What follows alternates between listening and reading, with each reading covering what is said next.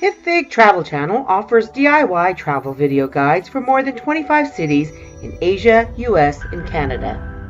If you like this video, then subscribe, give us a thumbs up, or a comment. Welcome to Hipfig's Beautiful America series. In this episode, we'll cover Zion National Park.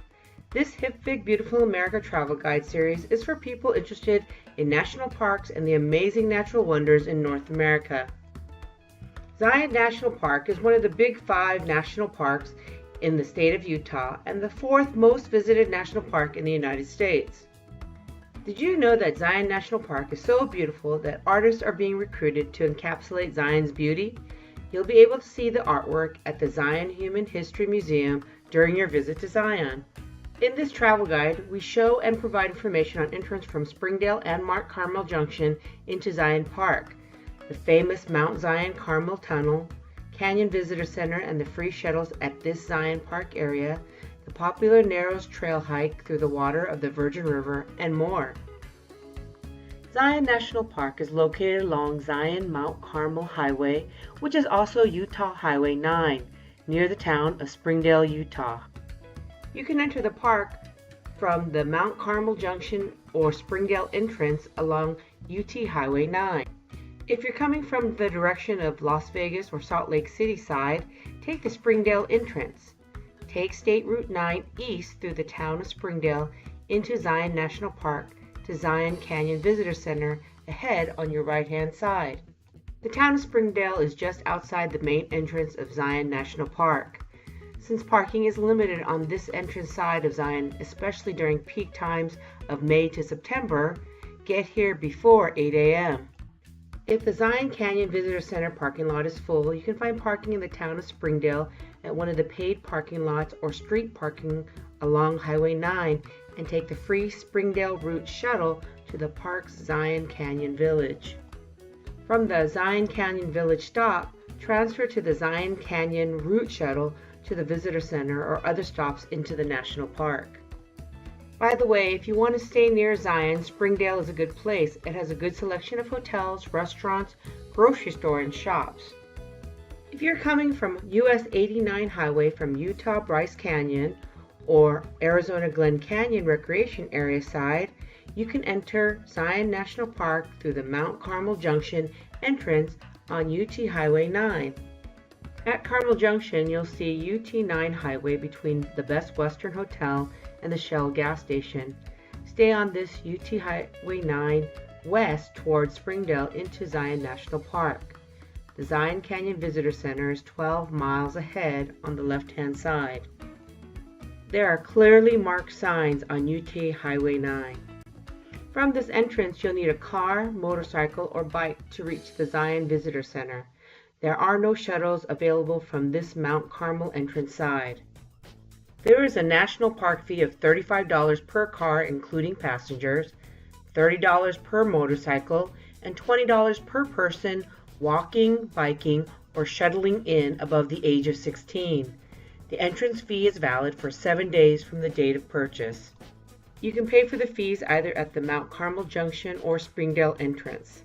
Here's a tip. If you have 4 or more people 16 and older in your group, it may be worth it for you to buy the $80 America Beautiful Interagency Annual Pass, which is good for a year for all national parks and monuments in the U.S. After we entered the park at the Mount Carmel entrance, on the right-hand side there was a parking lot where you can find a porta potty, aka the honey buckets, available. No other public restrooms are available on this side of Zion National Park. From the Mount Carmel entrance towards Springdale is a scenic drive. On this scenic drive, you'll drive past many scenic points and trailheads. Parking is available in designated pull-out areas along the road. Please park in designated areas and drive at the posted speeds. You'll notice the beautiful rock formations and the checkered patterns on the hills created by water erosion. This side of Zion National Park is less crowded and has lots of areas for hiking. There is no access to water, food, or gas. Make sure to have water, food, and a full gas tank before entering Zion National Park. Please make note that during heavy rain there can be flash floods, so please use caution while hiking. On Highway 9, while driving toward Springdale, you get to drive through the famous Zion Mount Carmel Tunnel, which is amazing. We drove through the 1.1-mile Zion Mount Carmel Tunnel built in 1930. This tunnel connects Zion Canyon to Mount Carmel side of this Zion Park, creating a shortcut to Bryce Canyon and Grand Canyon. This Zion Mount Carmel Tunnel, made inside the side of a mountain, is high above the Zion Canyon. It is picturesque. Inside this tunnel, traffic is usually one way, and you'll have to wait for your turn. The tunnel is dark without lights and has tunnel windows for lights as you drive through it. Passing through this tunnel is an experience and worth doing, certainly one of our highlights of our visit at Zion National Park.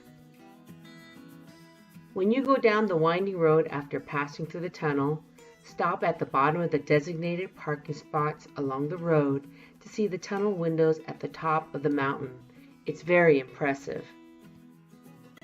Please note that there is an additional $15 fee for large vehicles to cross this tunnel. Large vehicles, due to their size, require more space, so they can only travel through certain times, generally from 8 a.m. to 7 p.m., and must be escorted through the tunnel. If your vehicle is 11 feet 4 inches or taller and 7 feet by 10 inches or wider, including mirrors, awnings, and jacks, you will need to pay the additional fee and get a tunnel escort. We continued going on Route 9 toward Springdale. You'll see the Visitor Center sign on your left-hand side right before the Springdale entrance exit booths for the park. Take a left and drive to the Canyon Visitor parking lot. Finding parking in Zion is difficult these days due to its popularity. It's usually full by 8 a.m. Here's a tip. Try finding parking at the Zion Human History Museum first for parking on your way to the Visitor Center. If you don't find parking, go to the Zion Canyon Visitor Center and try to find parking there. If you park along the road in Zion or in Springdale, make sure it's a legal spot or you could get a ticket. Once we found parking, we entered the Zion Canyon Visitor Center. The Visitor Center is open from 8 a.m. to 6 p.m. The Visitor Center was very busy with long lines to talk to rangers. To avoid these long lines, look at the written information inside the Zion Canyon Visitor Center, or walk out and look at the exhibits outdoors, or watch this travel guide till the end and download any maps to learn about Zion and plan your trip before you come.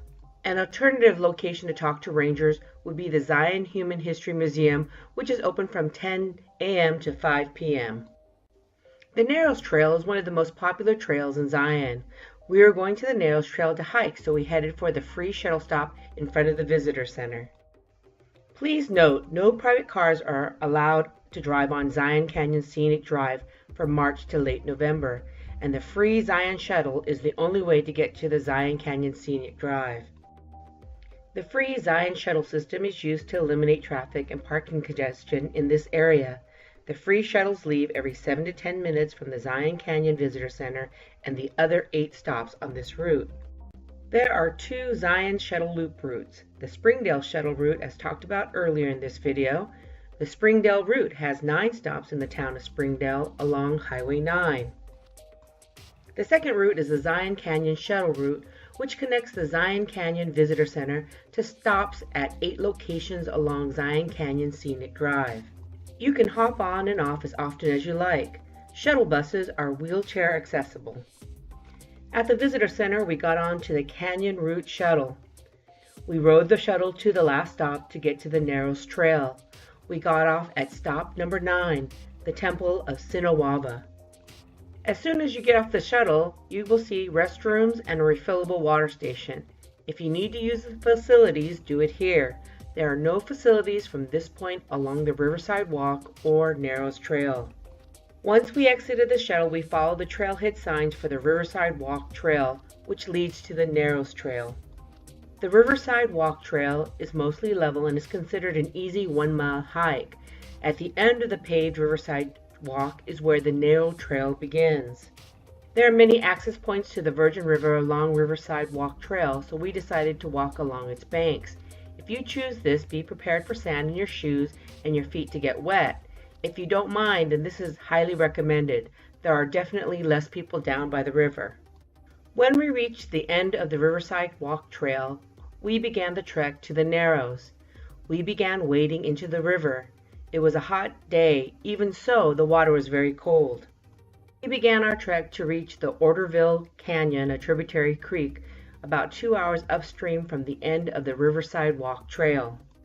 The route we took is the easiest of the two ways into the Narrows.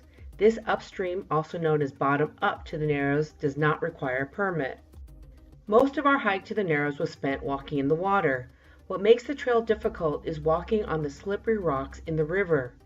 Some of the rocks are unstable and they vary in size, which means it's easy to get hurt. We saw several people fall. Take your time and rest in between the dry spots. Warning: do not go on this trail when it's raining. The likelihood of a flash flood is high. Here's a tip. In the town of Springdale, in their visitor center, there's a shop that rents enclosed water shoes and walking sticks. It is located near stop number 6 on the Springdale shuttle route. Depending how far you walk on this trail, it can take 8 or more hours round trip. Remember that you will walk back the same way you came in. Within Zion Canyon, there are other popular trails like Weeping Rock, which you can get from shuttle stop number 7, and Angel's Landing from shuttle stop number 6, going through the Grotto Trailhead. Zion also has another less visited side, Kanab Canyons, which is 2 hours drive from Springdale and has its own entrance and visitor center, which is off Interstate 15 North. Whatever you do in Zion, come early, be prepared, and you are bound to have a heavenly time in this amazing national park. Happy travels! Go to hipfig.com for more information, or go to our Hipfig travel channel on YouTube, and be sure to subscribe for regular updates.